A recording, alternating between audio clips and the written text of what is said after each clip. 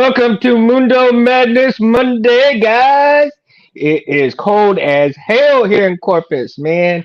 I tell you, that's why I got the get up right here. Your jacket, man. It is in the 40s tonight, man. And I tell you, it has been a hell of a Monday, man. I hope everybody had a great, happy Thanksgiving. Love you guys again. Thank you all for coming by. It's Bobby Susan Bucks here. Titan. Welcome, welcome, guys. I'm glad y'all are here with me tonight. I know I'm just a few minutes early, but yeah, man, I'm super excited for tonight's show because I want to get everybody's input, especially tonight's topic, and I think I'm gonna add on tonight's topic that I didn't put it in the description, but we'll go and we'll talk about Black Friday sales as well, right? And because I was Rich Sangillo, man. He said, "What's the topic for tonight?" And so I told him what the topic was tonight, and he says, "How about Black Friday deal?" So I said, "Oh man, I'm gonna go ahead. Let's go ahead and get into that on top of tonight's topic as well, right?" I'm doing good, Titan man. I'm doing well, man. I got my beer in hand. Sadly, I didn't get to go hunting this weekend. I was really looking forward to it, but shit happens. What can you do, right? But this coming up weekend, I'm good to go. So hopefully, I'll see some good stuff, over the weekend, and I'll get back to nature, get back to a little bit of peaceful, good stuff there, and um, have a good time, kind of relax. I haven't really had any time to do anything for myself, let alone for anybody else, right? I had all these plans over the weekend, a 4-day weekend, man, and I had all these plans to get things done, to sell a couple of things, which I did, but they weren't, my stuff. I sold some of my wife's stuff, so it's like she gets the money. Made her happy though, right? And so we got rid of a few things. I'm trying to get things in order here at the house too, getting ready for Christmas because I got two of my kids' birthdays are coming up in Christmas time, and so we're doing that. We got a lot of stuff going, a lot of stuff on the plate to take care of, and thanks be to God, she came. We didn't think we were going to have Thanksgiving with my oldest daughter, and my wife ended up tricking my mom and I, and she came in and she flew in, and my wife picked her up at the airport, and we had her home here. So I'm super stoked and super happy about having my oldest daughter here for Thanksgiving, right?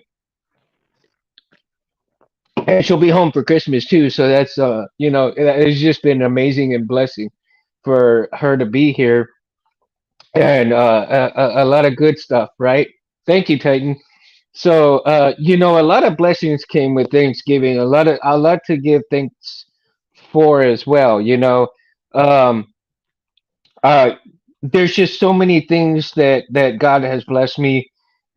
Even in bad things, it doesn't matter if it's good or bad. The blessings you'll see any bad situation. There's always a light at the end of the tunnel, man. So never think that if something bad happens to you, it's not going to stay that way forever. It may take a little bit of time, but trust me, it'll all come back, and you'll see that light at the end of the tunnel, and things will get better for you.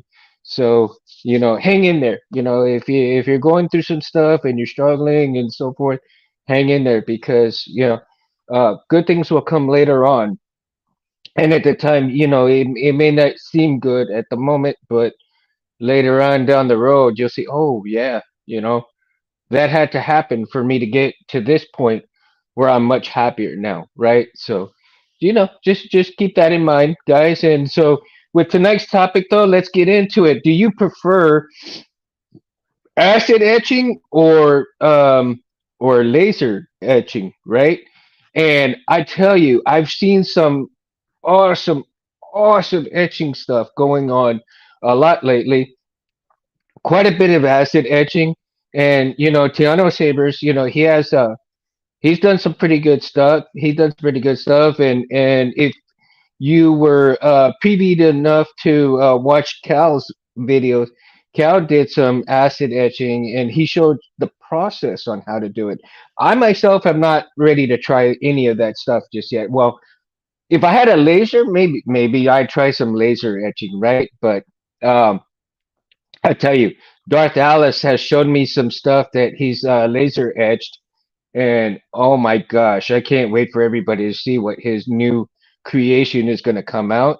And you're going to see some amazing, amazing laser etching. I'm not really going to tell you too much about it because when he reveals it, you're going to go like, "Oh, dude, yeah."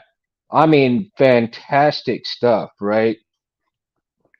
And there's a plethora of stuff, and I believe also Rob Metcalf, right? He's done some fantastic acid etching stuff as well, and there's just so many people that I can name and not name that have brought so much good stuff um, to just so much eye candy with all the etching that's going on.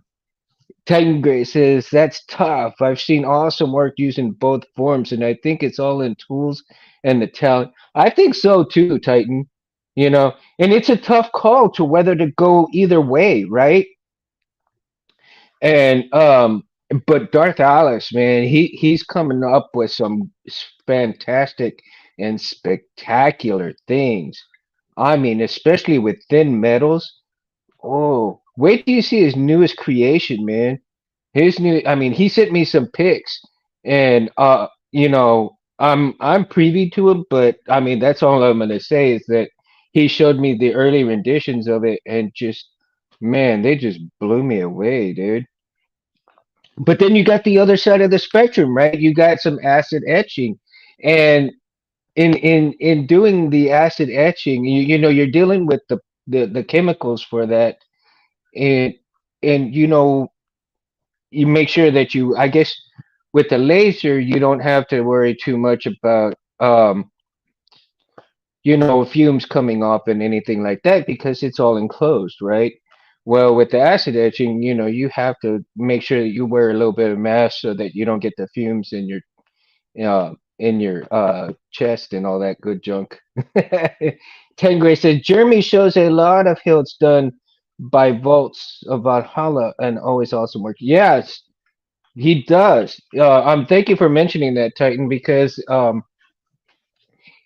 he has such amazing connections that deal with that as well.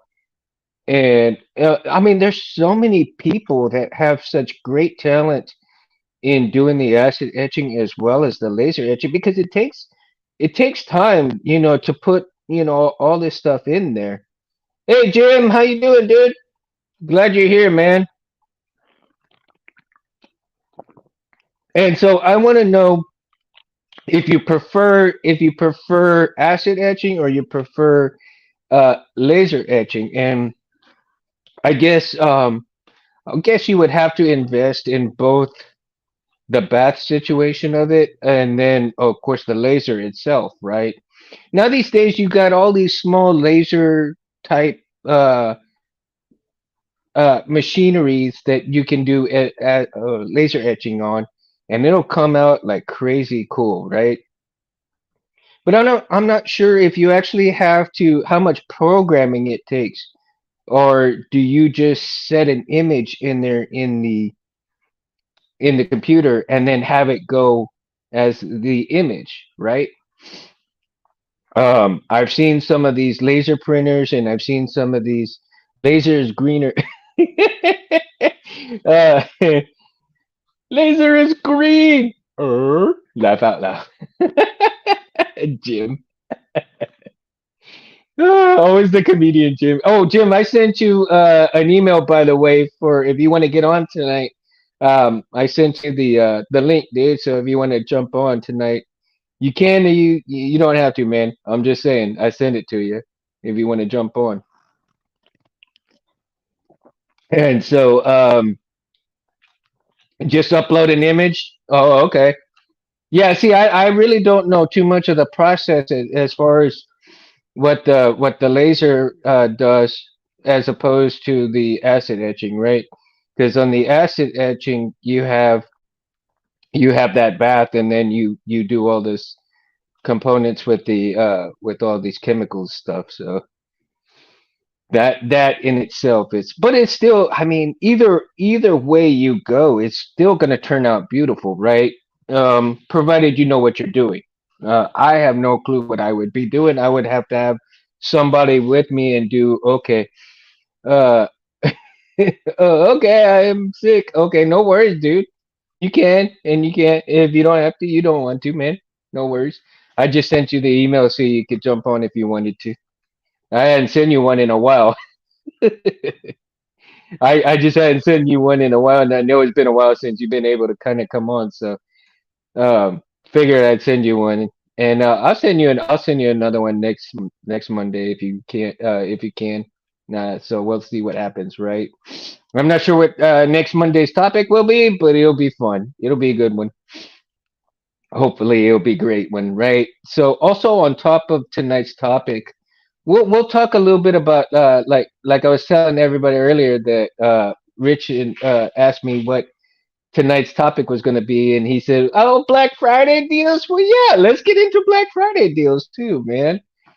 So, most of everybody right now is doing what, 10, 15%. I have not seen any 20% on any sites yet. I'm thinking that the 20% may be in for Christmas time sales, right? But the most that I've seen right now is the 15%.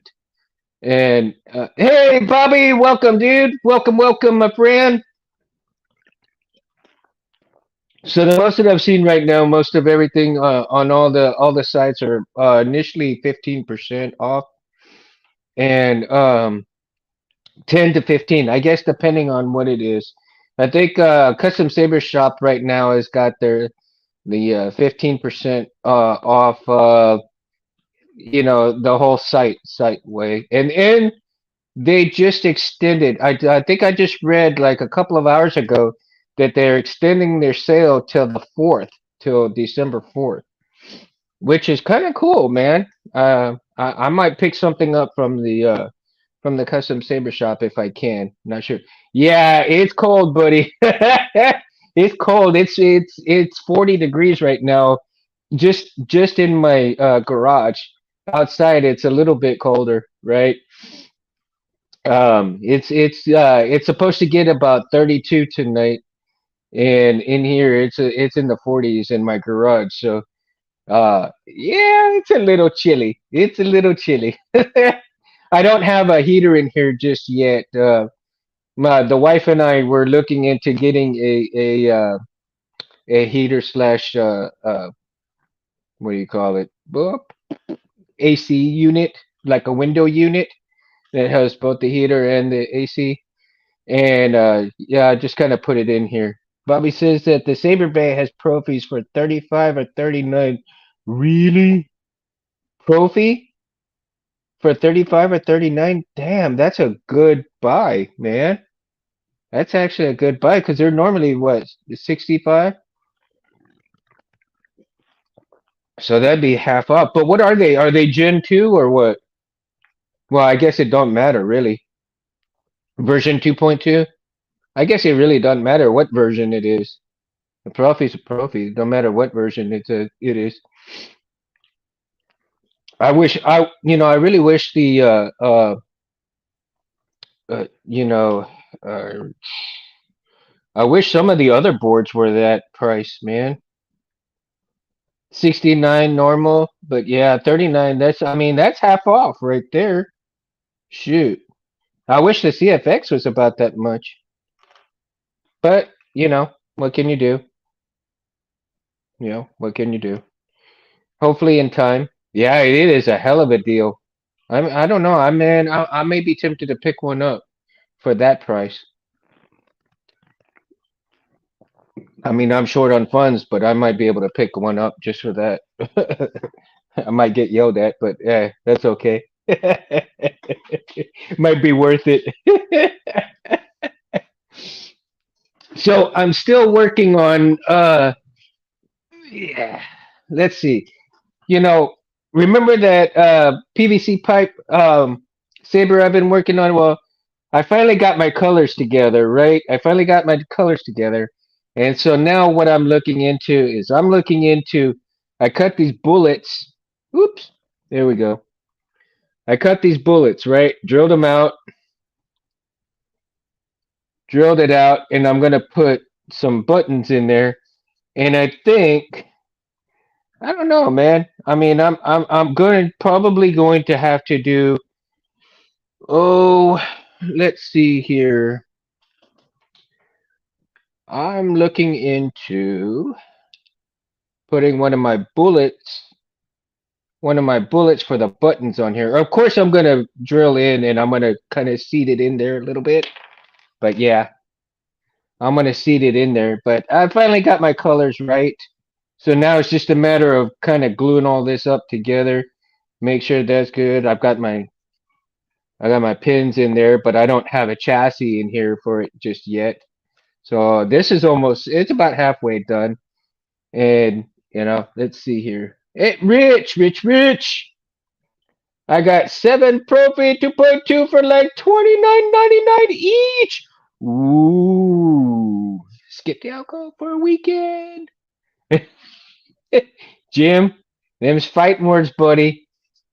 Them's fighting words. Skip the alcohol. I don't know. I don't know. I might be able to.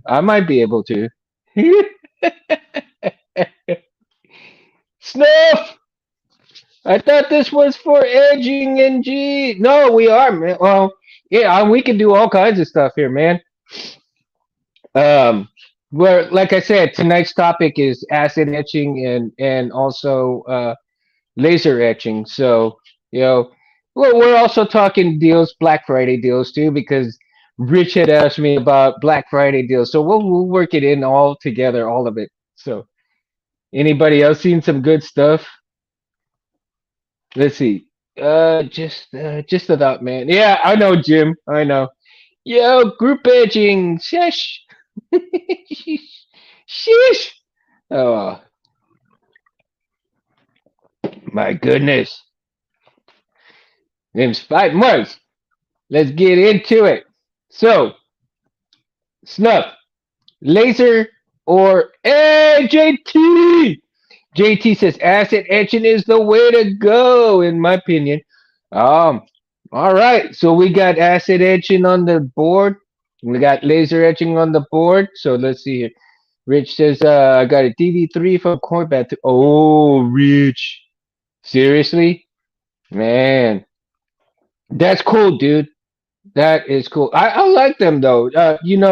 Court Band is coming out with some good stuff. A lot, man. They've got a lot of good stuff. Are the other folks turning in on a different platform? I hope so, Bobby. I hope so, man, because I want this shit to grow, dude. Um, and I invite everybody to come in. So no matter if you're late or not, Mundo's is always open. Ah, man. If you follow Anthony and you know about Albatross Junction, his comic book, man, he's got me in there. He's got me in there in Mundo's place, right? Called Mundo's Bar. So I tell you, come on in. It's always fine in here. Come on and join us all. Let's see. So Jim says acid etching uses chemicals, and you gotta set up your film. Yeah, that's and it's a much bigger process to do acid etching than it has to deal with laser etching, right? Because you put your with laser etching, like you said, Jim, you upload your image and it just basically copies it, right, with the laser. And that's interesting though. JT, I'm glad you're here, man.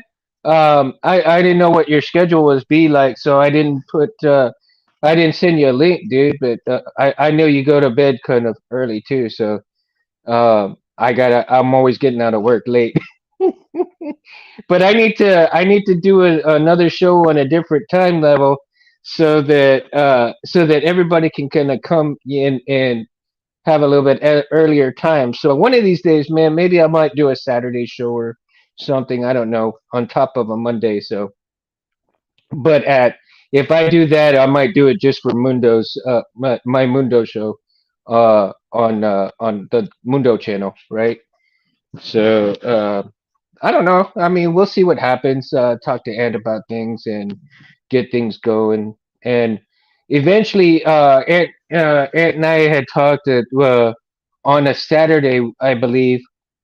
We're gonna talk again, and we'll pick a Saturday where we'll talk about Albatross Junction once I get to rereading all the comic books, get myself reacquainted with my character as well as all of his characters, and we'll have a big discussion on a Saturday while he's doing some drawing. We'll have a big discussion. I think we'll get Kevin in on there too. But for right now, you know, um, for right now, there's some good discussions coming up on Mundo Madness Mondays. And but like tonight's a kind of good night though because I find it fascinating that you have two different styles of really turning a saber from just a plain saber to a an ingenious work of art, right? And the sky is the limit on this stuff. And like Jim says, you have chemicals with the acid etching, whereas the laser, you upload the image and it copies it to whatever you're doing on whatever uh, metal, so to speak, that you're using, right? Whether it be a thin metal, maybe a thick metal, it just depends, right? And the sky, like I said, the sky's the limit. I mean, you can find all kinds of images everywhere, and you upload those images, and uh, I don't know, has anybody ever done like a laser image and it not turned out good at all? I mean, has it just kind of like stopped halfway, or maybe has it kind of picture is in some way maybe it got corrupted, the picture got corrupted, and things go wonky with it, right? How long would it actually take to redo all of these all of this process? Now in acid etching also the same thing, man. I mean, let's say you put it upside down, you put the image upside down with the film. Okay, Jim says it depends on the edge ire and the surface you were etching. Yeah, I could see that, right? And I mean, but you got to have it right because, like, if you have a picture that's upside down, but it looks upside right, like if you're looking in the mirror, right, and it does it the opposite way. So, yeah, it does it the opposite way. Like me. So I'm dyslexic, man. Maybe I don't know. I'll just put it backwards, and I'm reading it backwards, and shit happens. So I'll do it that way, right? But no, I think it's an interesting way. From what I saw on some of the acid etching, you put your picture there, you put the film there, your pattern, however you're gonna do whatever you're gonna do on it on the saber, and then you just dip it into that bat. Um, what is the? Does anybody, Jim? Do you know the total process? How long it takes um for a full bath of acid etching? I'm not sure what the time constraint is on those. I mean, whether it be like a few minutes. I mean, for a few seconds is the laser, right? The beauty of the laser is if you mess up, you just laser everything clean. Yeah, start over. I believe that is true, and it varies, huh? It varies. Now you got some really strong lasers, and then I think there's some weak ones. I don't know if people use like the weak laser type of little devices to try to do that, or they're using these really good ones, right? I know whatever Darth Alice has, he has a really good one because the stuff, the pictures that he showed me Absolutely gorgeous. I mean, totally gorgeous stuff. Usually not more than an hour acid etching. Huh. Not more than an hour, huh? That's not too bad. Actually, that's not bad. For an acid etching bath, an hour. That's not bad. I might have to try my hand in it, you know? I might have to. I mean, get some I've got some I got some sleeve material that I've had for a really long time. So what I may do is cut myself a piece of shroud and do an acid etch on the shroud itself and see how that comes out, you know? Um, so that might be something in to try and do. Um, how big? I don't know how big of a container that you would need for that stuff. Uh, I'm gonna look into that, and I think I'll talk to some people and find out. Right. Nonetheless, it's a big design or deep with multiple pieces. Then it might take a day or two. It depends on how big your stuff is, huh? Like a whole saber, or maybe even multiple sabers at one time. Hmm, I could see that. I could see that. And so how many? Oh, like so, Jim, have you done both, or you have done one or the other? Acid etching. Have you done any of those, or have you just done like one and not bother with the other one? How deep the design into the metal and how big? Hmm. So the longer you go, the deeper it'll go, right? Is that the appropriate thinking? Is the longer you keep it, the deeper it'll go? Or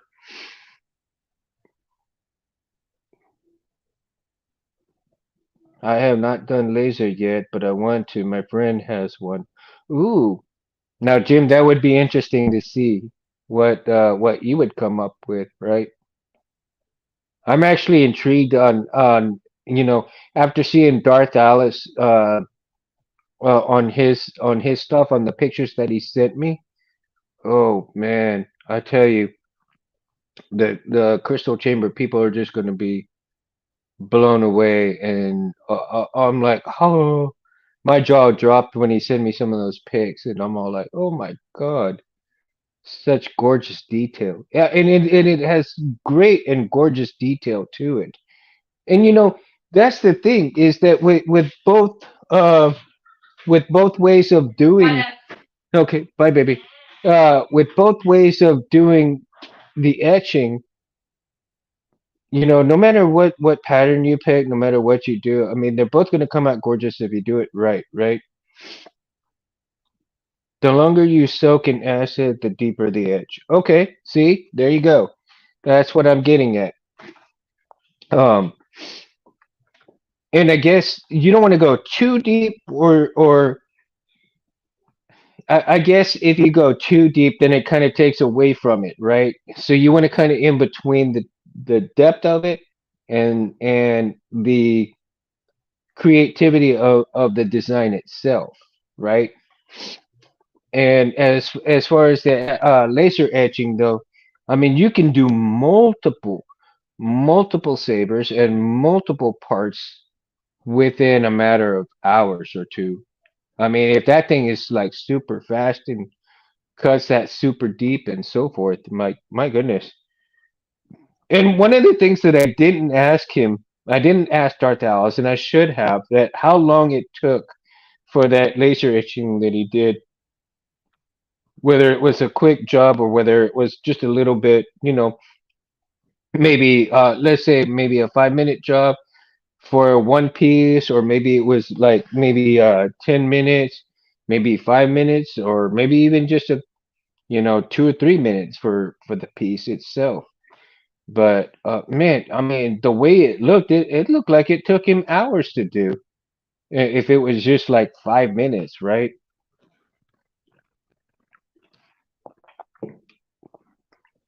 let's see, most laser etching in 5 minutes or less. Okay, 5 minutes or less, and I could see that because of the detail that it takes for the image to come through and everything so forth.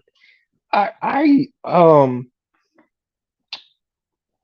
you know, in doing that, then you have a lot of time. Okay, we're gonna go and we're gonna get on the laser etching right now, right? And then we'll go and we'll talk a little bit more about the acid etching. But right now we'll get into it with the laser etching. And as far as like the laser, uh, I'm not sure if it's Jim. Do you know if it's super enclosed where you don't have to really kind of wear like shades because of the laser itself, or is it such a low laser density that you really don't have to worry about that? There's a YouTube all about acid etching. Well, I know I'm gonna have to check that out because I know Cal did a couple of vids on acid etching, right? He showed, and that's when he was like really, really young too. I mean, he was. Oh no, laser always wear goggles. Yeah, see, that's what I thought, right? That's what I thought, that you really need to wear those goggles or some kind of eye protection when you're dealing with the lasers because you can really kind of burn your eye your corneas and stuff like that with the lasers. It's kind of like looking into the sun. Yeah, not good. You'll go blind. You go blind, man. But it's interesting that it's such a short period of time for such a gorgeous looking piece of metal, right? Oh no, there's a better video series where this guy takes you through everything about acid etching. Oh, really? I need to look into that, Jim. I will look into that for sure. Um, because that's super interesting right there. I wouldn't mind taking a look at that and seeing what it's all about. As if he's going through, step by step, the way it looks. Yeah, man. I want to check that out. Yeah, I need to check. I need to check that out for sure. So while we're still talking, I got some different bullets here that I'm going to cut here, and I'm probably going to uh, cut a bullet up while we're talking. So if I seem a little kind of all over the place, let me know because I don't want to cut anybody out and do anything that people are waiting for me to do. As a matter of fact, I got one in here right now, and I'm not like, no. I've been working on this one for a couple of days. I've tried several times. Why is this on? What is the deal here? Man, I need to get that away from things. Sorry, guys. I mean, finding things that are on that are not supposed to be on. Anyway, uh, my brain is just going wonky right now. um, so going back, and we're on the laser etching right now, right? So and if it takes just that short a time, and you've got so many hilts to do, or so many pieces, and it takes you that short a time to throw an image on, how many images can you probably do in maybe an hour of time? Because if it takes 5 minutes for the laser to cut that image into your piece, right? And you got all these pieces, but yet you have this, and it takes 5 minutes, maybe 10 minutes at most. So damn, I mean, you could do several in a day and still have room for acid etching school. Really? Acid etching school. Who'd have thought that? Wow. Now, how many have actually gone to that acid etching school that's on here? Yeah, well, I mean, Jim, I mean, of course, you know, I mean, you've already done it, right? X49, what up? What up? Hey, thank you, man. Appreciate that, dude. I really appreciate it. I'm glad you're here. Everybody's always welcome. Come on in and have a good time. Um, we're talking about acid etching and as opposed to laser etching right now. So, if you've got any if you got any ideas on what you prefer. Do you prefer acid etching? Do you prefer laser etching? Excuse me. If you haven't done any of those, then hey, it's all good. It doesn't matter. I mean, I myself have done neither of those. Okay, and let's see, there are more too, like electro acid etching and battery drawing. Huh. First, first one, first one, the acid etching. You've done the acid etching. All right, that's cool, dude. Yeah, no, I mean, we're having a discussion of both, so it doesn't matter whether you've done both of them, one of them, none of them. It doesn't matter, dude. We're talking about just a preference in general, or if you plan on doing any of them. Do you plan on doing both of them? You know, that's the thing, man. Just get into the discussion. It don't matter. We're also talking about Black Friday deals too. So on top of that. Thanks to Rich. Rich, you still around, man? You still around? You're just kind of listening, and I hope you had a great Thanksgiving. X49. Um, we're just first time watching. Well, welcome, dude, and you are welcome. I mean, come on anytime. Come to the channel and hang out with us, every Monday if I'm on every Monday when I can. All right, cool, man. You working on the chassis? Oh, sweet, dude. Hey, when I get a chance, Rich, yeah, I'll send you my Evo so you can do the chassis for me, dude. But right now I just don't have no time to send it. So, too many things going on over here. So X49, man, going back to you, dude. I'm glad you're listening. I'm glad you're here. I welcome everybody, man, and I do the show like every Mundo. It's called Mundo Madness Monday, right? And I do it every Monday if I can. Sometimes I'm just not able to due to either family things or or personal things that get in the way where like work and other things that I can't do it. But most of the time, I'm gonna try to be on Mondays more than likely. If I can't, I'll let people know, right? And it's usually about this time, 9:45, mainly because we got there's so many things going on, and then we also have Meg Tooth that comes on before I do on his YouTube channel, Megtooth. Oh my God, such an amazing guy, dude. You need to get on his stuff if you haven't gotten on there yet. And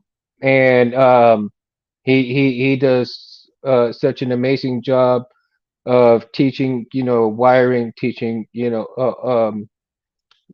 all kinds of plethora of things, man. He even teaches profi programming stuff, blades. I mean, you name it, he does it, right? So he's such a great teacher. He's such a great person, and he has such a great website to go to and to go and check out his stuff. And so I'm very appreciative of you here, dude. And I mean, I thank you from the bottom of my heart. It means a lot for everybody who comes on here and hangs out with me. I truly believe in having fun, having people come on here and talk about the shit that we love, dude. Because that's we have so much bad crap in the world. I want to try and take away some bad stuff, and I want to have a good time here for everybody. I know I do a little preaching sometimes, and that preaching kind of gets into, everybody's like, "Not again, Mundo, please stop." No, but it's all good, dude. It's all good.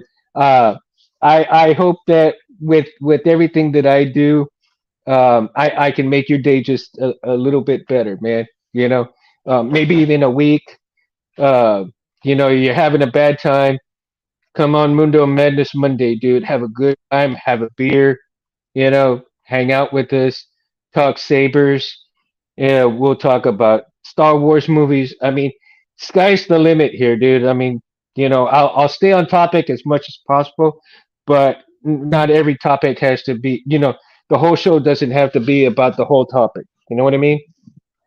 So, uh, need a good Harris level rant. Well, yeah, you know what? I think Jim, I think I do need to do one every now and then just to honor Harris, man. So X49, man. Just so you know that Harris was one of the original Saber Talks hosts, along with Anthony Lagapa and Gabe and Yost, right? These guys were the three amigos, and they started Saber Talk. And if it wasn't for these guys, I wouldn't be here doing this right now. I'm just kind of carrying on a little bit of what they started. And excuse me, I gotta take a drink. And so I'm get him, buddy, get him. So yeah, they started the original Saber Talk, right? And from there, when I started watching these guys, it was so amazing to see how much detail that they had while they were all talking. And Harris, God bless his soul, he was such a character, and you could tell you could tell the enthusiasm with these guys. The three of them on the love for sabers, the love for the builds, the love for every facet of sabering that you can imagine, right? And the builds that they would have in here, it was just simply amazing as well. What y'all think about Dave Filoni being promoted to Chief Creative Officer for all Star Wars? Yeah! Oh man, see, I am missing R2 right now because R2 would be screaming. He'd be going, "Wah!" I mean, he'd be screaming right about now. Matter of fact, I still am looking for another R2, and I can't find R2 another plush R2 like that. So I might have to kind of break down and find one on eBay or something and get one of those remote control R2s and set them on the table here with me. So yeah, I gotta have R2 back as my co-pilot, right? So in Titan, that is so badass. I was like, I jumped out of my seat almost, and my wife and my kids looked at me like I was crazy. I was like, yeah, and they're like, what the hell's wrong with you? they just they don't understand. They don't get it. They do not get it because when you hear that, we know that we were gonna get part of George back into Star Wars. I mean, really back. You know, I mean, he may not be there physically, but we are getting George's legacy brought back to Star Wars. And I'll drink to that, boys and girls. South Park changed the world. How about South Park? My God, Jim. Oh, they did. I have to admit, I mean, they were hilarious as shit, though. Oh yeah, and Chet, what up, my friend? Happy Cyber Monday. Yeah, happy Cyber Monday. I mean, we're talking about that too. So, Chet, the discussion is acid etching or laser etching. Which do you prefer, right? It's the X49. Had to put them in. Damn it! Take a pull for me. Just glad that the hobby is so available for us. 411 parts, cost, etc. Yeah, unfortunately, things are a little bit like that. 49, but right now, with sales going on the Black Friday sales, Pendiverse, Jim. My God, I love these guys, especially Jim. Jim, when you throw shit out there just like that, it's awesome, dude. Love it. God love it. Cheers, Jim. Cheers. Cheers, 49. Oh man. So anyway, going back to the Black Friday sales, most of them that I've seen, right? The 15 to, well, 10 to 15% off. And we know that most of the time 10 to 15% is really not a whole lot depending on how much you buy. But you could still get a great deal on some of, depending on what you get, there's some great deals on there, especially with hilts and stuff. Unfortunately, I know I'm gonna end up missing a lot of these deals right now. But yeah, I mean, they're good because some of these deals to be had, you got a $400 hilt, and you bring it down to what, maybe, under the 400, a little bit. It saves a little bit of money on the pocketbook. The only bad thing is that you know that money's going to be a little bit taken back when the shipping, right, with the shipping costs, because you got a little bit of money off, and then the shipping cost brings it right back up. You're like, damn it, no.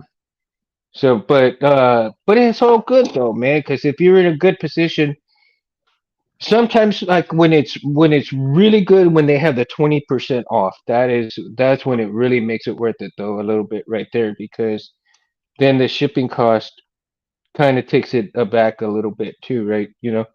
I wanted to get into acid etching, but haven't gotten the courage to try. Laugh out loud. I have the transfer paper and ferric chloride, but haven't actually tried an etch yet. Oh, so you got the stuff, you just haven't done it yet, huh? That's interesting. I like that though, Chet. I mean, you've actually taken the first step, right? You've taken the first step. You've gotten the products to get started with the acid etching. You just haven't gone to the next step. So, and I think actually, Chet, I think the hardest step is the first step is getting the stuff to do it with. I think that is the absolute hardest step to do because I think the person who's attempting it may not be so sure themselves, like you say, right? If you're not so sure about it, but you're wanting to attempt it, are you going to yes, with sound, R2 plus with sound.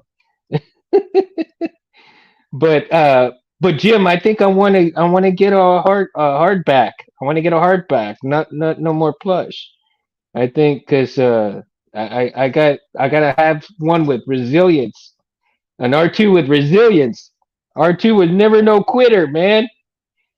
And yeah, start small, Chad. Start small. That's the thing.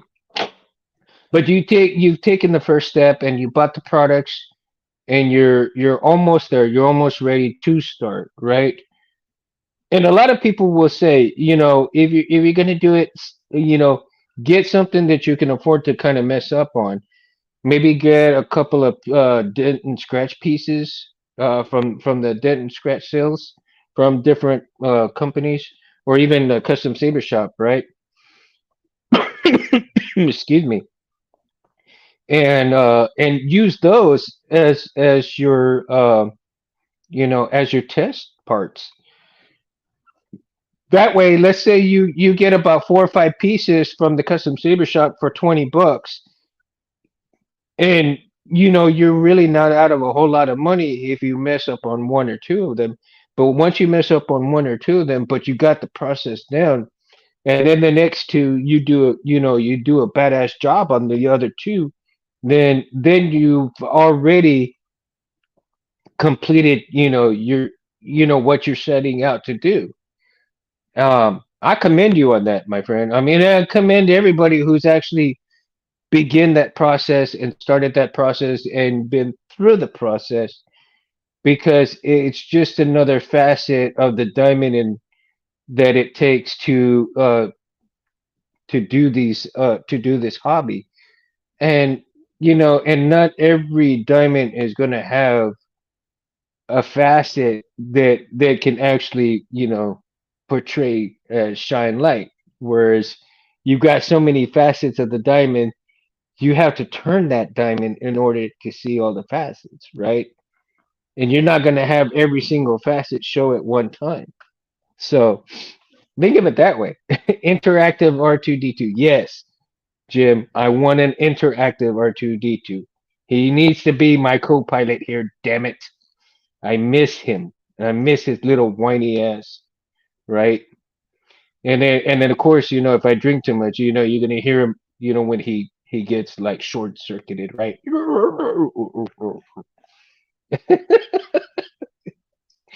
Ah, and he's always so bad though, right? Stuff it. Go slow, start small, and you'll be fine. Yeah, Jim's right, man. Listen to Jim, Chit. Listen to Jim. Jim's a badass. He knows. He knows the shit. He knows way more than I do, dude. 49 says, is the etching process used depend on what material you're working with? Well, yeah, because you got softer metals and you got harder metals. So with the softer metals, you're gonna have to be a little bit more, I guess heed more attention to than your harder metals. And I think the harder metals probably take a little bit more time than your softer metals, right? But it just all depends, like you said. The hardest part is laying down your tracking film. It's it. Hey, now, Jim, is it where can you easily set when you're setting down the film? Is it really like sometimes you get like how like when you're putting down stickers and you get that little ripples in there and you got to just kind of work them out so you straighten the whole thing up. Is that the same way with the uh with the film for the etching as well? Like you get the little bubbles or you get the little kind of like speed bumps I call them, right? And then you got to kind of straighten it out and you got to really work it out sometimes. Is it the same kind of concept like that where you have to just kind of firm it out and you got to be real careful because if you don't do it then it can kind of bubble up on you, right? And then it ruins the whole process. More than likely though, right? It'll ruin the whole process if it gets to that point where it just kind of bubbles up during the etching during the acid bath. I would think. But then again, what do I know? It's more like circuit board film. Oh, hmm.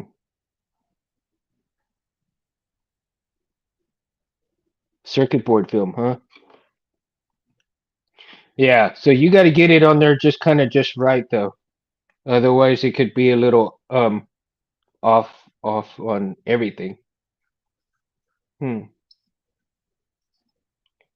Now that sounds kind of cool though because circuit film, the acid etching in a circuit film sounds like a badass pattern to do, right? Just about. You mean like when you're laying decals on models? Yeah, pretty much 49. Yeah, you're laying decals down. Uh-huh. But yeah, you have to lay it down and you might have to exacto the knife out parts. Yeah, that's what I thought, more or less. I mean, because any little imperfection into it, then you really run the risk of kind of screwing it up. I mean, it may not screw up all the way, but it'll be off center or it'll be where it's not really working out to your liking. And you may have to start it all over again. And this bullet's being a pain. Lately these bullets have been a real pain in the ass to cut. And even though I'm cutting them, even I cut them on the big pipe cutters, damn. And if I use my Dremel on it though, man, shoo, the Dremel is just so inconsistent. It's uneven. It's not an even cut. So I'm gonna have to find a better way to do these because right now I'm using the pipe cutter to get them, and they're pretty decent, but it just takes a long, long time to get them cut. because the back ends are so tough, right? From all that burnt burnt powder, so it makes it real hard to cut through sometimes. But yeah, I mean, more or less, I mean, it's like I said, I got one right here. I did the other night, and it came up pretty decent. Drilled it out, and it's still a little uneven, so a little bit more sanding to it and get it even would be all right. Build to build, we can't learn without making mistakes. Yes, of course. I mean, that's the whole thing. You got to make mistakes in order to get better. So, and eventually, I'll get better at getting cutting these bullets, man. So, 49. Let me tell you, what I'm doing is, I'm a hunter, so I go and when I shoot, I collect all my bullets, right? And just to kind of give you a small detail, okay? So I got a bullet right here, right? And when I get done, when I go hunting or I go practice, I keep the casings, right? And after the casing is spent, then what I'll do is I cut part of the bullet so that I can make a crystal holder, right? A crystal chamber holder. Excuse me, guys. And since these are naturally patinaed, right? I don't have to do much. Now I can polish them up if I would like to. If people want them polished up, I can polish them up. But more like everybody's going with everybody pretty much likes to go, the other route and not have anything polished too much because Star Wars is never really clean, right? It's never pristine. It's always weathered. So, like I said, this is actually nicely weathered automatically, right? Because they sit here in my garage for a while, and after the spent shells, you could also electroplate them. Jim, that is a freaking awesome idea. Electroplating them. I never thought of that, dude. I might see what it takes to do that, and I might do that. I might be pretty cool, dude. I'm gonna look into that. I have to see what it takes to get some of the electroplating stuff. Just a small setup because I mean these are too small to really even have. I would say probably maybe not bigger than a bowl or something. Silver, copper, gold. Yeah. Well, I mean they're already copper to begin with, right? I mean, well, you know, and these are just damn, this is unbelievably tough. Jesus, I'm already cutting it all up. Um, but Jim, yeah, I mean, that is just a hell of a idea, dude. A hell of an idea to electroplate those.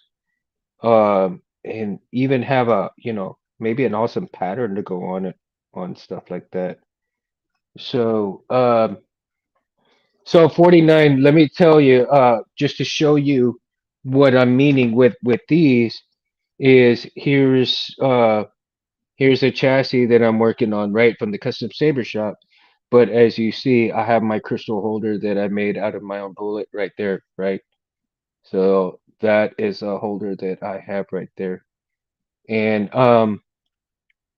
I have them where you can get two for the price of one basically, or utilize them in what did I put that? Let me see. What did I do with the and my brain is not with me today. Jesus, where do I have these? My goodness. Uh, See, that's what I get for moving things around, and I'm not even. I tell you, my brain is shot today. Too much work. Too much. Not enough Mundo Madness Monday. Let me see here. Where did I put that? Oh, here we go. So let me show you the concept that I have. And with a bit of sanding, this is, and if you choose to do um, two crystals, right? So here you go. This is the crystal holder complete this way. And you can either choose to take them apart and do one, or you can have two crystal holders like this, right?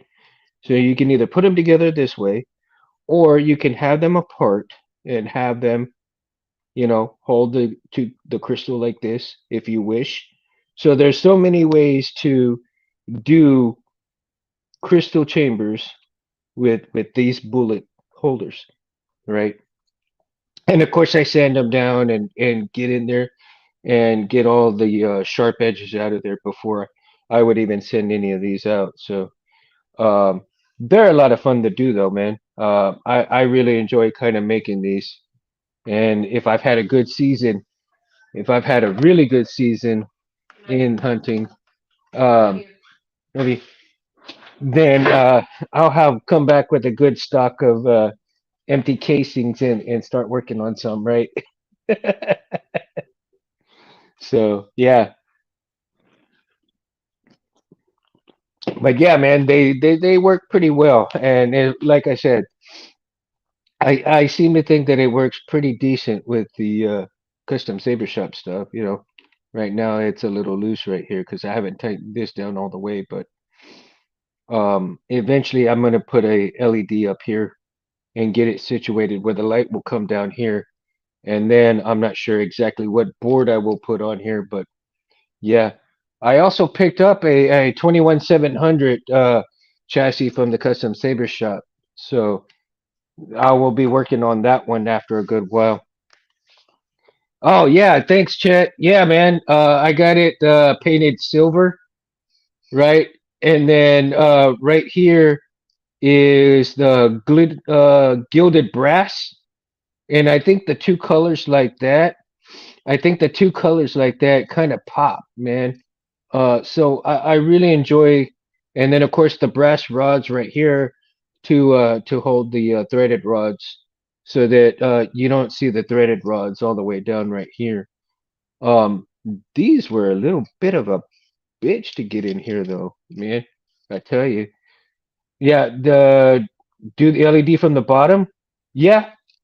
Okay. So do the LED from the bottom up, and then kind of hide this, I guess. Yeah, I can do that. I can probably do that. Not sure what I'll put in between here though to kind of hide that, but I'll come up with something. I'll come up with some kind of basis, Maybe I'll cut some stuff and Cinzy! Hello there, my friend. Welcome, welcome, buddy. Yep, cool because on that same brainstorming stage, my crystal project. Yeah. Cool, man. Cool. So, like I said, 49. I mean, we talk about anything and everything. I mean, we'll get on topic, but then we'll get off topic. We'll go back to topic, and then we'll come back to topic. So, no worries, dude. It's all good fun, man. It's all good fun. Right, Cindy? Yeah. You're never late, dude. You're never late, my friend. I know how it is. Come on, I get out of work late too, bro. That's why I do it so late. So I can make sure that I get everybody here. Uh, and if they can't make it, they can't make it. There's no worries. I mean, I got so much love for everybody, and I know everybody gets busy. So whether you come, you don't, hey, it's all good, dude. It's all good because there's always next Monday, right? There's always next Monday, or hopefully. There's no guarantees, but I try to do my best to be on, and when I can, I can't. When you can, I can. So, so Cindy and Chet, do y'all have a good, happy Thanksgiving, man? I hope you guys had a great Thanksgiving. Like I was saying earlier, that I was so blessed to have my daughter come in for Thanksgiving. So, yeah. Jim, you had a great one. You got a little sick though right after Thanksgiving, or did you get? You were all good, man. During Thanksgiving and then after Thanksgiving, it all went bye bye, right? Oh man. So, but yeah, dude, acid etching is going to be a chore that I think I should check into. And you know what? Maybe I should do some acid etching on these and see how that works out. That one might be right, right? Fine till this morning. Oh, I got it, dude. I got it. It shifted. It shifted when the weather shifted. I get those a lot, dude. That's sad. Yeah. What really sucks if you're like me when the weather shifts sometimes, I end up getting sinus infections that really turn into all kinds of crud and it kills me. You don't know?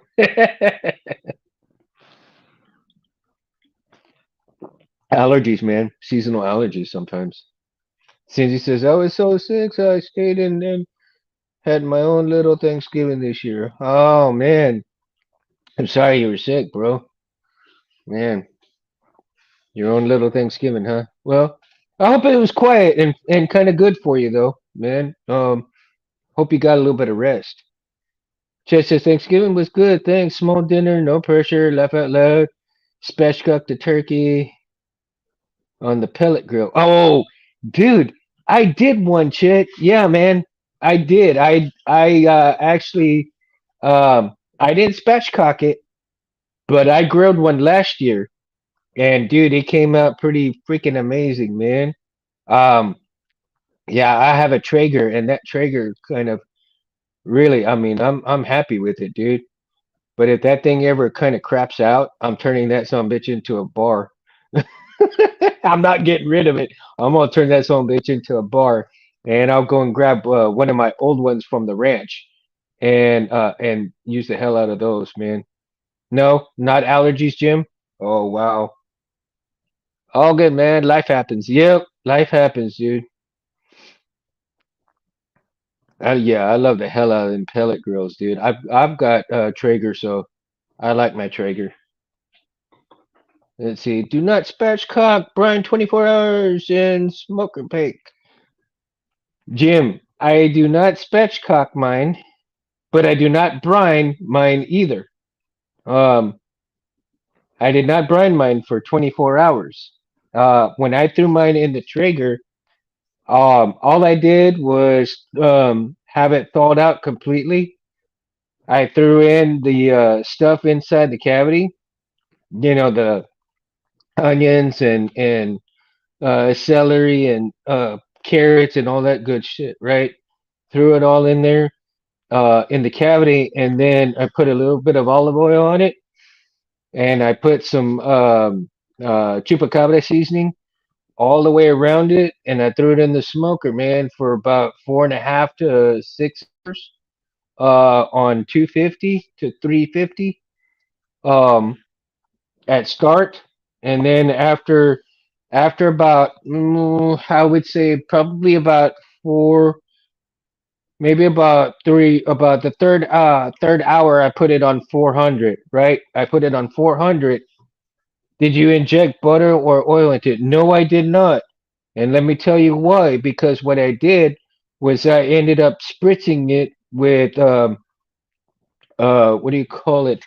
It was the pineapple juice, right? I took pineapple juice and I threw it. I got a blender and I got the pineapple juice and I sprayed it like every 30 to 45 minutes. And because I had a little grill piece, I had a little grill mesh piece that I put under the turkey. So what I did was every 2 hours, I would turn the turkey like this so that it could cook evenly, every couple of hours, right? I would spritz it down with the juice, and then I would turn it. So about 4.5 to 5 hours, I checked the internal temp, and about an hour later at 400, it was done, dude. I mean, it was a done deal. I'll send you a pic. I'll send you a pic on it how it came out, dude. I think you'll be pleasantly surprised on how it looked in the in the smoker. And I tell you, my family was so shocked that a turkey came out that crispy and juicy. They were like, "Damn!" It was like the best thing that they've ever eaten, best turkey they've ever eaten in their whole entire lives. Even my aunt, who was super picky about things, right? Oh man, Felicia, thank you. Uh, um, Even my aunt, who is super picky, really enjoyed it, and that made me feel real good, you know. So I was gonna do one this year, but my mom wanted to do it, so I said, okay, I'll do it. So I didn't get to do it this year, but next year I think I'm gonna grill. I'm gonna grill another turkey and do it again and see how it'll come out again. If I've done it once, I know I can do it again, right? Yeah, once the inside gets to about 165, 170, it's done. Yeah, Jimmy, I mean, it came out great, dude. I actually could not believe how good it really came out, considering that it was the first time I've ever done it like that. And I usually grill the hell out of a lot of things, but the turkey I had never done ever, ever. It was always in the oven, right? And that's I mean just how you did it. And but me, I went hell's balls into it, dude. And I figured I might as well do it. If it turns out good, it turns out good. If it don't, it don't. But it turned out awesome, dude. Yeah, thank you, thank you. Yeah, I would be afraid it would be dry. Actually, no, yeah, you don't have, if you keep an eye on it, Jim, it won't dry out. Like I said, if you spritz it, and keep it really low temp until like your last hour, then you really should have nothing to worry about it drying out. Just as long as you keep turning it so that it cooks evenly and keep spritzing it so it doesn't dry, so that skin will be crispy, right?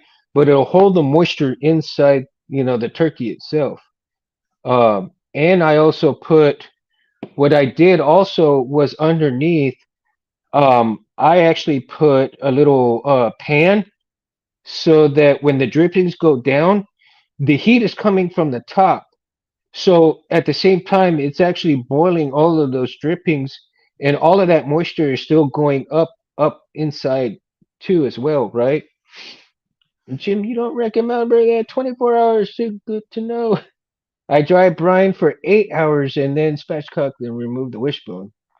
Oh, dude, the wishbone. Who breaks the wishbone, Chet? Do you and another member of your family, or do you have the other members like, okay, y'all do it, y'all do the wishbone? So, oven tip: put foil on legs and press after spring with Pam. Reflect to set up, keep skin from burning, remove sheets to last 30, 40 minutes of cooking. Yeah, I know that. I don't cook with Pam anymore, bro. Uh, Simply because I'm diabetic, and so Pam has ingredients in there that are not good for me. I normally now I just use either straight extra virgin olive oil or avocado oil when I'm cooking certain things, and especially like the turkey, right? Um, but like I said, if you keep up on things like that in the well, with the oven, I guess because it's enclosed, so it's a different story. Um, I haven't cooked a turkey in such a long time, like I said, without it doing stuff. Oh, 8 hours on there. That my keyboard doesn't like YouTube. That's funny. I use the same way with my barrel smoker. Oh, real barrel smokers are cool, man. I like the barrel smokers. They have such uh interesting way of smoking it, right? Because of the you know the way they look. it's so kind of cool, man. I really enjoy the look of those too. Jim says, "Do not spray additives, Pam." And like, yeah, yeah. When I found out how Pam is, like, oh my god, I quit using it. It does weird stuff whenever I use the channel. You might have to have a talk with that keyboard, Jim.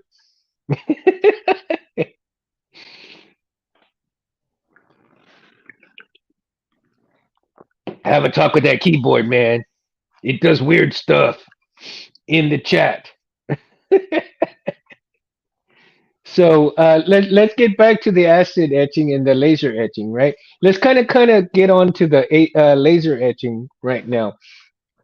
And like I said, I've seen some really beautiful stuff come out too, and a lot of a lot of stuff that I've seen, right? I forgot the name of the company, but they're doing a lot of these ads on YouTube and a lot of ads on Facebook, which is the laser cutters, the laser printers, and the laser stuff, all kinds of laser stuff coming out, right? All these different ads of laser stuff and got to do this, got to do that, and or it'll benefit you this way, it'll benefit you that way. I'm like, now I'm kind of pretty intrigued on laser cutters myself. I mean, that'd be pretty neat to kind of laser cut something and get that utilized that way as well, right? But the laser etching in itself, where you just put a picture on there, that's just like cool shit because you can pretty much do anything on there, provided you have the right machine or the right tools. And I think I'm not sure, Jim. Do they cost a pretty penny? Are they pretty affordable now? I mean, what's the cost? What's the cost of one of these things? Because I really did fail to look at prices. Like I said, I didn't have a chance to really do any research on pricing on any of these things this weekend. So when I came up with my concept for tonight's show, I wasn't able to do a whole lot of research on anything really. So for somebody who kind of winged it tonight, god damn, it's over an hour. Wow. Shit. Time flies when you're having fun, dude. Uh, it, it's the app on my phone, not fully compatible with YouTube. Oh, okay. Okay. So I have a talk with it anyway, Jim. I'm just kidding, dude. I'm just kidding, man. I know. Sometimes apps kind of go wonky and stuff like that. I get it. Yeah. Well, it was like the other night, the other Monday when I had for whatever reason, my phone just kind of crapped out on me when I was in the middle of the show, right? And even it seemed like it was only like a couple of seconds here, and then I was back. But it was like, oh my goodness, I get it. Yeah, I get it, Jim. I know how you feel, dude. The best laser for most stuff is under 2 grand, around 1600 and 1800. Jesus, that's a hell of a price for damn laser stuff. Well, but then again, 2 grand, huh? That's almost like a vehicle payment right there. A house payment, actually. Actually, that's a house payment, dude. Jeez. A house payment just for one of those things.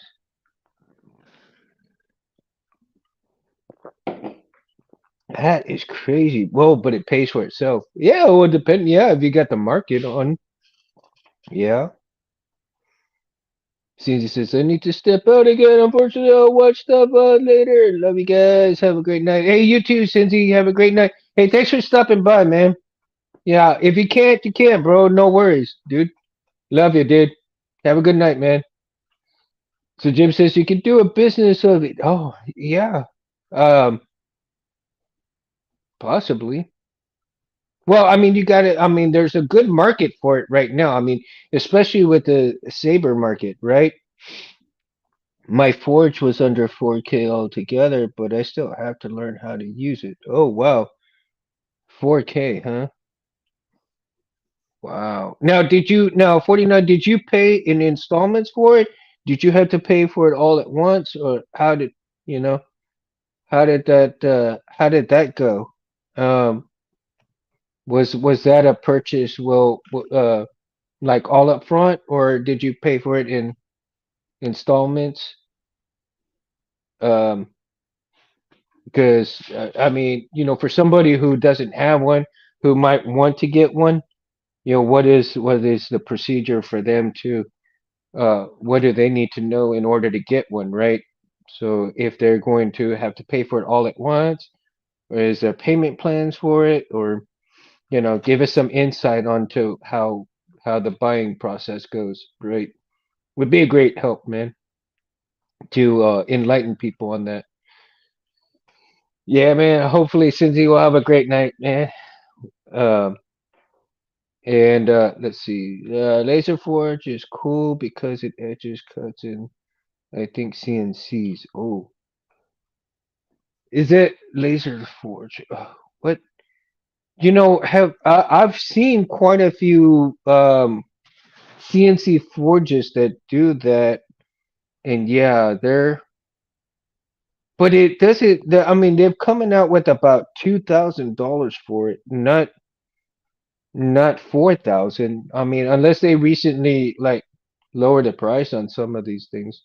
I think what one of them is what Glowforge, I think it is, where it laser cuts things out, but it also laser prints or something like that, if I'm correct, right? It's a big like lathe looking thing. Oh, okay.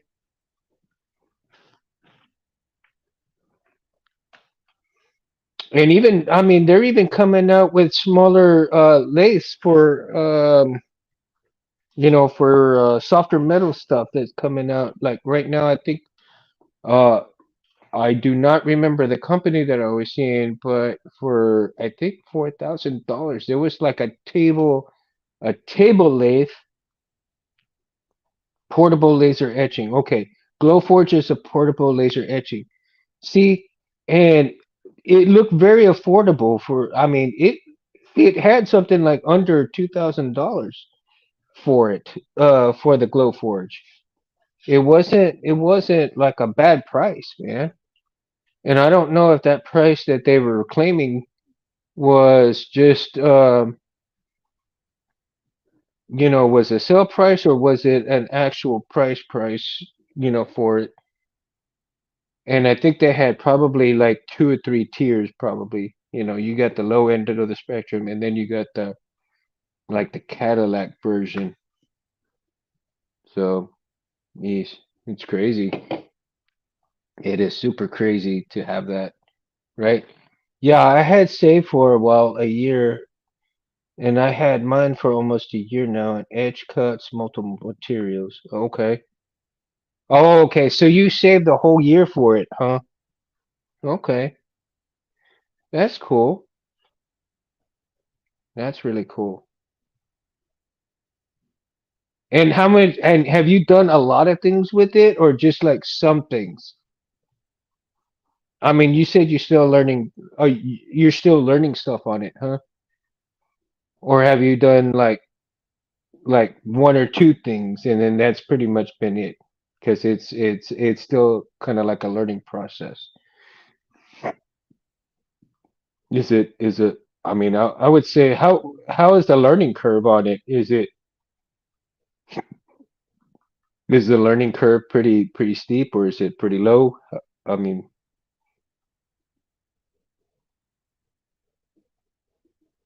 I would think that the learning curve 49 is kind of like half and half, maybe, depending on what you're really using it for. The plates, wood, plastics, I'm sure. Okay, plates, wood, plastics is kind of like the easiest part of it.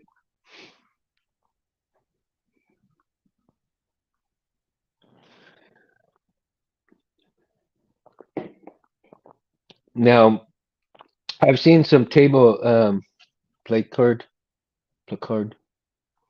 I've seen some table lays at I think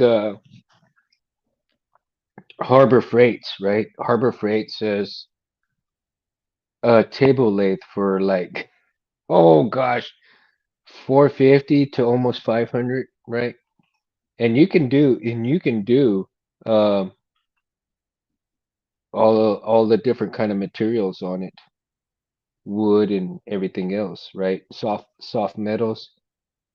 I think there's one that's designed for heavier metals, but that's a little bit more pricier. But X Tool D1 Pro is about 1500. Ooh, 1500. But that, if you save all year, Jim, that's actually kind of achievable if you're very um disciplined in putting money away for it. Or like what I'm trying to do is to kind of sell stuff off, right? And kind of put that money away. So uh, that's what I'm trying to do, is sell some stuff off so I can acquire things, maybe even some new hilts. If I can sell some things out off and acquire some new hilts, that's going to be amazing, right? Um, but I need to get some boards first too. Uh, I've got some bad CFXs that I need to kind of replace, so want to get those first. I just wish that eventually I'd like to see the CFX, and I know it's not going to happen, but if CFX can come down, $20 or here or there, might be good. You know, it would do saber stuff where you spend 800 and get Glowforge entry level. And I've thought about the Glowforge, man, because I really thinking about Glowforge. Not only because it has an interesting look too, that you can work on the table with it, right? Um, but there's such a variety of things that you can do with the Glowforge from what it looks like. So not only can you laser etch with it, but you can also cut out wood, you can cut out, plexiglass, you can cut out acrylic, you can cut out all kinds of things. So there is so many things that you can do with it. It's not a one kind of, you know, a machine that can do just one thing. It's a machine that can do multiple things. So you have almost an endless supply of things to do within this machine. So 49 says, I'm old school and prefer the three press lathe hand tools. Only hard parts is fine. Download schematic prints. Hmm. I think 49. A lot of people are old school too, though. So you're not the only one, right? Uh, I'd be kind of one of those, right? Old school. I mean, shit, I'm old myself anyway. Hell, I'm almost 50 and I'm still playing with toys. I'm still old school, man. You can't get away from old school. So any 20 watt will etch, burn, or cut. Yeah, any 20 watt. That's cool though. 20 watt laser. Hmm. Wonder what I can do. Get a 20 watt laser gun. So let's get a 20 watt laser gun and then we'll put a CFX in there and then see what happens, right? So we use a Mando's pistol, laser pistol. We'll use a Mando's gun with the CFX and a 20 watt laser to go with that. Shit. Without paying too much for them, right? Yeah, I would say so. I think everybody would want one after that, right, Jim?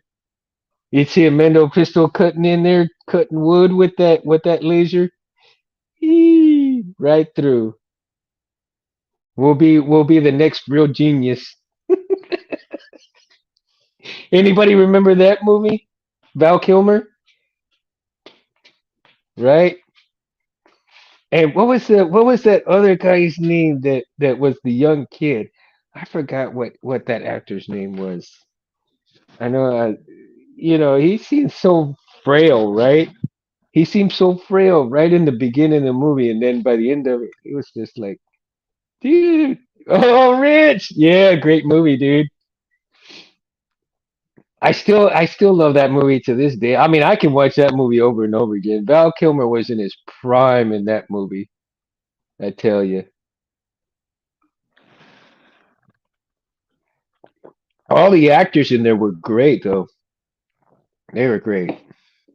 I mean, it's just a timeless movie, right? I mean, for a sci-fi movie, a sci-fi comedy, it was great for the time that it came in, the exact time that it came in. It was just unbelievably great. And then again, Val Kilmer, I mean, he's a really good actor. It's a damn shame that he ended up with that throat cancer and then having, not being able to speak anymore. And to this day, though, he still makes what he can do. Does what he can. I mean, hell, he still came out and did what was it, the Maverick movie, right? Um, so it was like, hey, that is cool. It's the moral imperative. Cheers, Jim. It's a moral imperative. It sure is.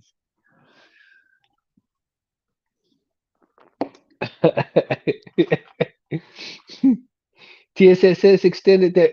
Rich, I was telling you that earlier. Yeah, yeah. The new site is very easy to use. I know, right? I looked at it and I'm like, what the hell? I was kind of shocked the way it went when I opened up and I was like, am I in the right site? And it was like, it's TCSS, but damn. I was like, this is kind of weird the way they had it. But I understood it the way they had it a little bit, and it wasn't too bad. It really wasn't too bad the way I saw it. It just took a little time to get used to it, right? They made the builder a tiny link at the bottom. Did they? I didn't see the builder at the very bottom because I guess I didn't go through it. But I'm gonna look and see because I didn't get on my laptop. Excuse me. I didn't get on my laptop and look at the site. I saw the site through the phone, right? So I'm like, oh my goodness, that's crazy.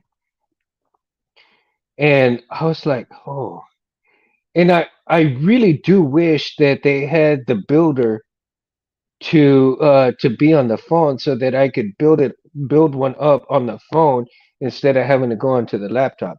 Of course, the laptop makes it a lot easier because it's a bigger screen, right? But if I could build one through the phone and not have to worry about going to the laptop, like damn. Like I have one in mind right now that's about 235 to build, but I'm like, ah. So as soon as I sell some stuff off, I intend to get a builder saber built and have it shipped. So and Rich, you'll be happy. It'll be a golden harvest board in that hilt.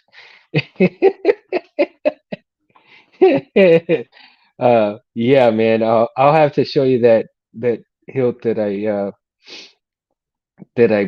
uh I want to get made. I think it looks pretty neat. It's not no thin neck, but I mean, it looks pretty wicked the way I got it, man. Uh, so who knows?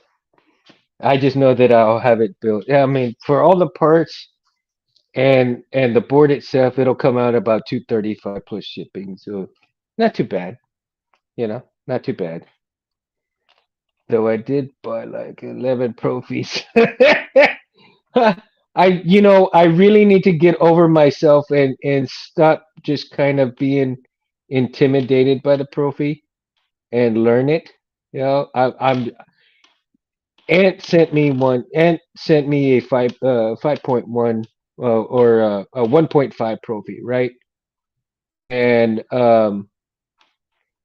uh you know I have not wired the profile. I've got it somewhat wired, but not, wired completely because of the intimidation factor that I have on doing the Profi itself. And I hear all these stories like it's great. I mean, it's awesome. You just have to learn it and this and that, right? You don't have to learn, just copy and paste. But Rich, that's the thing, copy and paste. But I want to learn, man.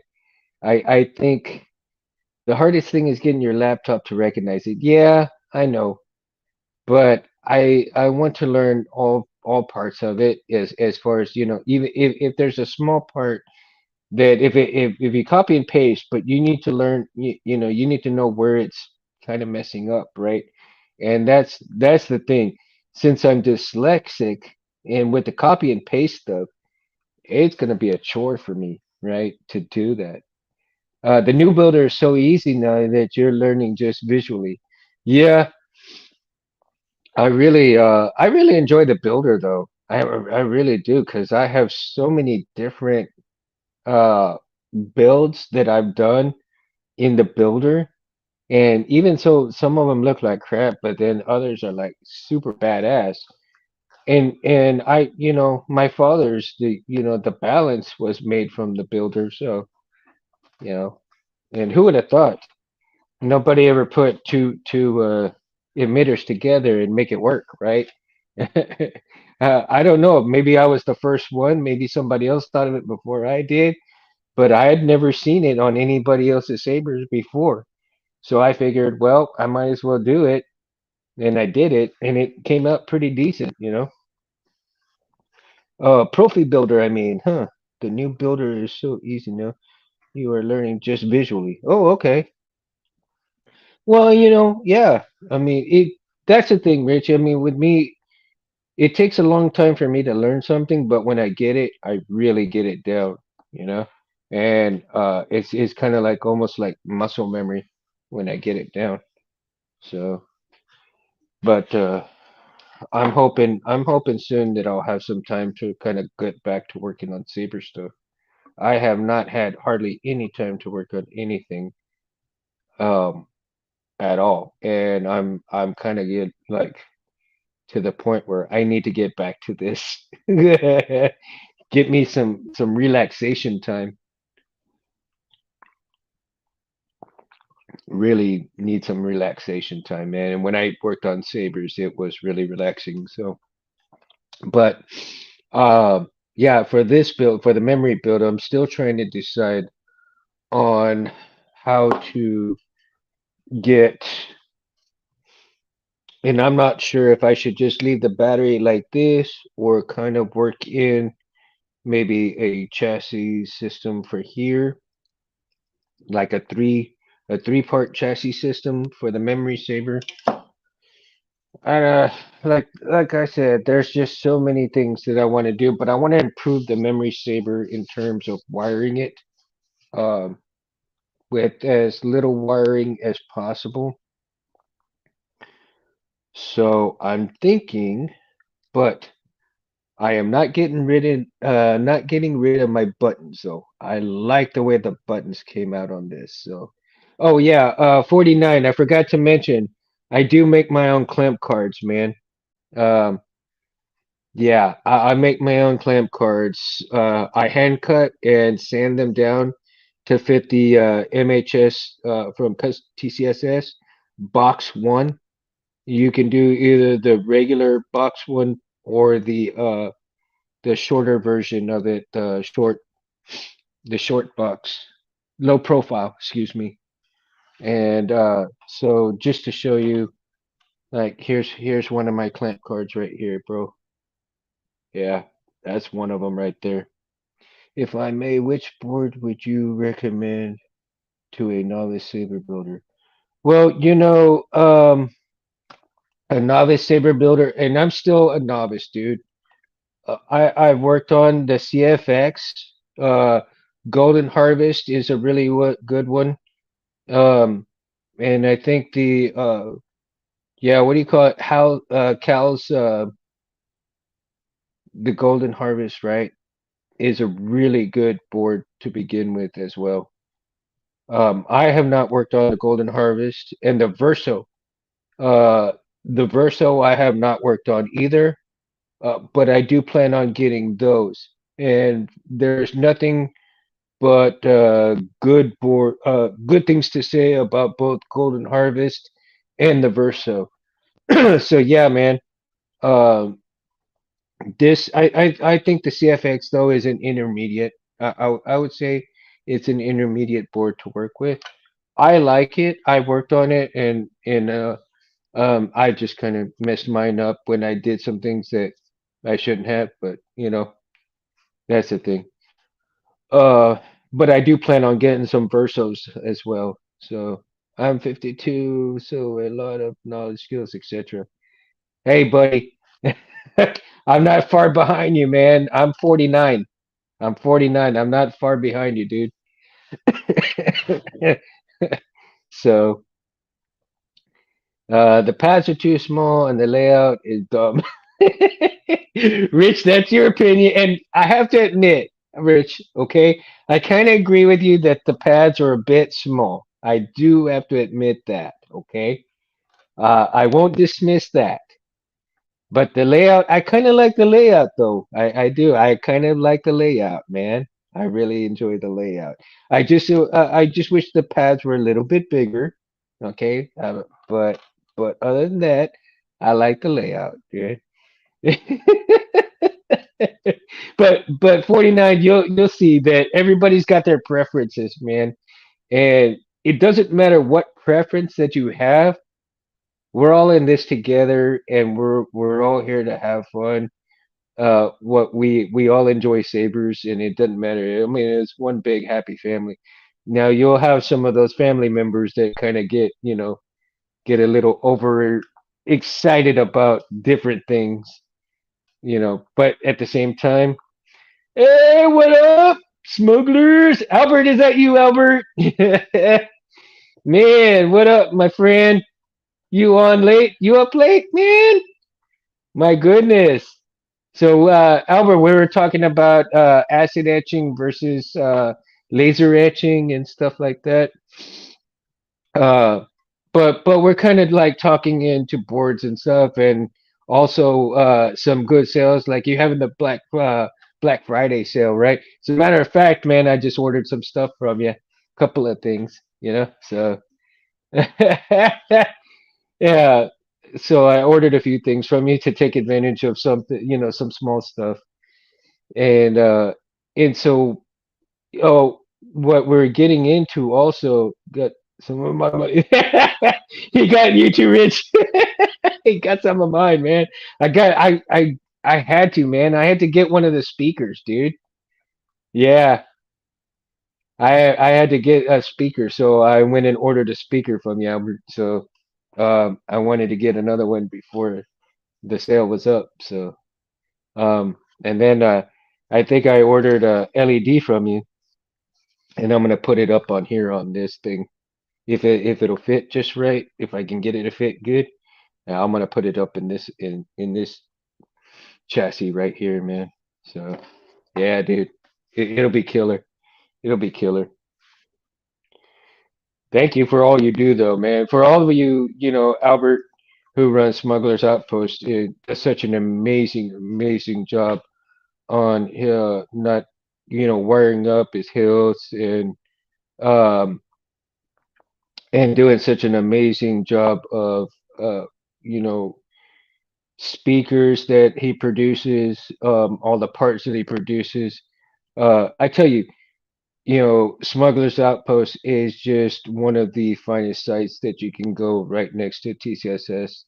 I mean, he's up there in the top five. So if you guys ever have any doubts about ordering from Albert, I tell you, put all your doubts aside and rest assured that he has good quality stuff. He also does an amazing job in wiring up hilts, chassis. His chassis builds are such amazing as well. So make sure that you do like and subscribe for Smugglers Outpost. Check out all their stuff because he does such an amazing job at stuff. And I can't thank him enough for everything that he's done for me. And he's sent me a few things. I've sent him a few things, and it's just nothing but good stuff for Albert. So cheers, Albert. So I mean, I'm proud to have him as a friend and a you know enthusiast brother. Say enthusiast saber brother. And I've learned a lot from him too. I've learned a lot of things from him as well. So when I had questions, when I couldn't get a hold of anybody else, and I got a hold of Albert, Albert helped me through a few things. So like I said, I've learned some things, and he's always gotten back to me when I'd email him or text him. So he'll be there for you too, if you guys have any doubt about things. So good guy, man, good guy. And so let's getting back to acid etching. So Albert, one of the things that we're talking about is, do you prefer acid etching over laser etching? Have you done any of those things yet, or have you've outsourced some acid etching or outsourced laser etching to go with some stuff? Um, so we're tonight's was which is the preference, or do you enjoy both? Do you like one or the other? That's that is tonight's topic mainly, but on top of the sales, right? Well, I haven't learned to do any type of etching, but I would love to learn someday. Okay, see, and so that's like a lot of us, right? Or even me, just too. So I think it's an interesting facet, and I use the term facet like a diamond because sabers, have such a multitude of things to do that we can learn from in doing and learning to do. I used to powder coat a few years ago in the hobby, though. Oh, okay. See, so again, I use the term faceting because, like a diamond in the rough, you have all these facets of the hobby that you can do or not do, and each one of them can shine or not shine. You're right. You can have such so many things that you can learn to do or not learn to do, and still have a decent cut stone, right? So you can do a simple acid etching on most metal surfaces and not includes resistant ones like stainless or finish coating or exotics. Yeah, see right there. That just proves my point right there, right? That you have a multitude of surfaces that you can do that with, but at the same time, it's kind of like, are you going with this? Are you going with this metal? Are you going with that metal? Is it soft, hard, or otherwise, right? So again, and I use the term, the facets, because every little part of that diamond, and you're not seeing the whole diamond in one shot. Unless you're going round and round and you're twisting, then you're going to see each set of facets. But at any one time, you're not seeing every single facet around the whole diamond, right? And especially if you're holding, because you're hiding some of those facets. So and then there's facets within facets. So there's always something to learn within the hobby of sabering. You can use multiple tools to get to the same finish, to get to the same ending, to get to the same final product, right? And no one tool is going to get the whole thing finished at one time. I mean, like, it's different things that bring a final product to its end. And that's and I find that fascinating, though. I really find it fascinating that there are so many avenues that you can take to make, like they say, that sabers, is art that you can fight with, right? But not a lot of times, I mean, there's shelf queens. So you got to take that into consideration. Is that are you going to have a shelf queen?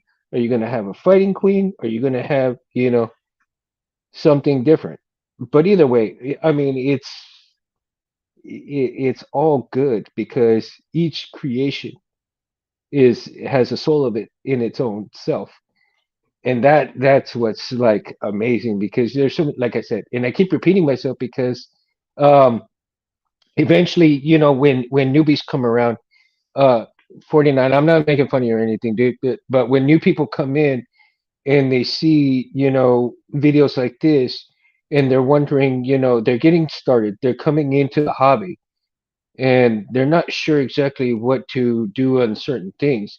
And there's so many YouTube videos to do things this way and that way. You want to learn different ways of doing things, but have the same result in that same aspect. And like I was saying, that there's so many YouTube videos out there also on teaching you what companies to go to and what companies not to, what companies to stay away with, because you have some scammers, dude, and then you have some companies that are kind of shady in their practices, and you really don't want to deal with those people. You want to go to some good quality people. Yeah, you may be a little bit more expensive, but the quality and the customer service and everything is, unsurpassed. And those are the people that you want to do business with. So again, not only that this channel, I'm trying to make, have people come in and have fun, but and be entertained. But at the same time, I want to be able to teach people as well. And like Lando Sabers, right? And I will always mention Lando Sabers. He has such a great array of videos. This is the way. Amen, dude. He has such a great array of videos on where to go, who to go to, who not to go to in terms of saber companies, right? And then Benji from Nerf Herders, he's got so many videos on how to get started and what the cost of the sabers parts are. When you're getting started, how many things, what it takes to get started, all of these things that he will teach you, and even loading up sound fonts and everything. Benji is such a great person to go and get information from with his videos. I've learned a lot from Benji. I've learned a lot from Albert. I've learned a lot from a lot of people, and even Rob Petcow, Madcow, right? Go to all these different videos and watch everything and learn from all of these people. Right. Shout out to Benji, dude. And I tell you, all of these people are such amazing teachers, and the information is out there to learn from. And you still get people that will go, oh, what do I do? What do I do this, do that? Well, if you come and you look at my channel, I'm going to tell you, go to these sites and go watch these videos because they're going to teach you all of this stuff. Let's see. It says, yes, I'm subscribed to most here on YouTube. Oh, okay, cool, man. See, and that's the thing, is a lot of people may not subscribe to these guys, but the thing is, if you're willing to learn and take the time to watch these videos, all the way through, then you'll see um how much information you can benefit from. And I've seen people time and again just kind of go through, fast forward, pick out what they want, but they don't see the whole thing through. So they lose a lot of that information, right? They lose out a lot of on that information, valuable information. And then when they get stuck, it's like, oh, what do I do now? What do I do now? Well, you know, go back, read the manual, go and if you're like me, I'm dyslexic, so I have a very hard time reading stuff and understanding stuff, but I'm a very visual person. So I'll go and I'll look at videos on how to do things, and I will try to figure it out. So when I do have a serious problem that I cannot figure out on my own, I will go and ask one of these guys. I will email them and I'll say, hey, how do? Is it? Am I doing this right? This is what I'm doing here, here, here, here, and yes, even Jedi arms dealer, right? Um, yeah, he knows his Graflexes, right? Hey, and even now, I've commissioned uh Anthony, but him and Jedi arms dealer are working on a Graflex for me, dude. So I tell you, that's gonna be badass when it gets done, right? Yes, the main reason why I decided to get into the hobby was because cornucopia of info today. But like, for that is funny, man. But no, that's cool, dude. Yeah, it's a great hobby, man. And I tell you, when I got into this in '49, what I was explained to everybody is that I got into the hobby because I had a best friend who passed away from brain cancer, and I was trying to figure out a way to honor his memory, right? And I started watching Anthony Space Windows, his videos, and I really never, in my wildest dreams, I never knew that custom lightsabers were a real thing. I really didn't. I was only previewed to what Disney made in terms of the store. I had no idea how good the custom lightsabers would come about until I started watching Anthony's videos. And because of my friend that passed away, I wanted to make sure that I could seriously honor his memory. And when I was looking, what better way to honor his memory than to build a custom lightsaber, right? And so I was like, now I'm gonna do half of this saber right here, right? So I'm gonna put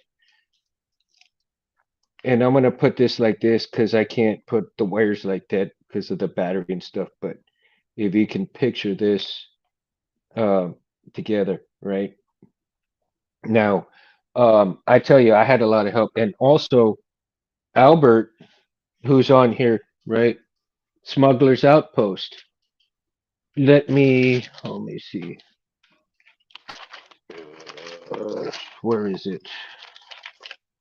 Let me see, where is it? Do I have it in here? Up here? Um, when I was actually, dang it. Okay, I don't have it in here. My goodness. Um, when I was actually in the middle of making my friend's memory saber, Bob needs to come back. That's funny. Um, when I was in the middle of making my friend's memory saber, I had a lot of questions for people in terms of the chassis being built for it, right? Because I needed a chassis to fit up in this piece right here. And Albert actually stepped up and built a small chassis that fit. Oh, here it is, actually. Matter of fact, finally, Albert printed me this chassis right here that fits the CFX perfectly, right? So this piece actually fits perfectly right in here with a little bit of room to spare, right? And man, it worked just flawlessly for a good while. Now, I'm not sure exactly what happened. Maybe a wire that came loose or something, and then kind of messed the board up at that time. Um, oh, I do remember because there was a little piece of wire that stuck out of the jacket, and it kind of fried the board because it it kind of touched the metal on the inside. So you got to make sure that you watch out for all that stuff too. But I tell you, best little best little chassis in the rib sections right here. Albert did such an amazing job with this, and so I tell you, he really got it done when I emailed so many people on trying to get that taken care of, and he pulled it off for me. So Now I've got to improve on what I've done there, so I can kind of lessen the wires up and get it working again. Because Roy Boy has to live again. Yeah, thank goodness I got all the sounds and everything on the computer. So all I have to do is go back and re-put everything on the board, and I'm good to go. So yeah. Oh my goodness, 2 hours have passed. Jesus. And y'all are still here listening to me ramble? What is wrong with you guys? No, I'm just kidding. I love y'all very much, man. Seriously, time flies when you're having fun. And I'm gonna go ahead and I think I'm gonna call it a night, guys. But thank you so much for everybody who kind of showed up, who did show up, and uh, you know, uh, Jim, I am so thankful you're here. 49, Chet, tell you, Cindy, Albert. You guys, I really can't. Rich, my goodness, man, thank you, sir. Every and even Felicia, she kind of did some showing up here a little bit, right? So thank you guys, everybody who showed up here tonight. Oh my gosh, sorry guys, I didn't mean to move that much. Um, I am so thankful, and it really means the world to me that you came and hang out on a Monday with me. It like I said, if you like what I do, man, like and subscribe. And without Anthony, Space Windu, Mundo Madness Mondays would not be possible because he's the original pioneer from Civilized Sabers, and without Civilized Sabers, uh, you know, Mundo Madness Monday would not be possible. So, like and subscribe to Civilized Sabers for their stuff, Anthony. And like I said, if you guys like, my hanging out with me, you can also see me at Mundo Cabrera 7007, right? That's my YouTube channel there, but I'm doing both Civilized and Mundo channel at the same time. So when I do this, so like and subscribe if you like. If you want to, it's good. If you don't want to, hey, it's all great, man. No worries. I don't force it on anybody. Like I said, it's free will, free choice. Hey, good night, Albert, man. Thanks for stopping by, dude. Love you, bro. And yeah, like I said, have a good time. We're here to have a good time. We're here to laugh, talk saber stuff. And if I can make your Monday night or your week just a little bit better from coming on, then I've done a good job, man. For then, Mundo's out. Let me get. I'm gonna get to the Brandon here.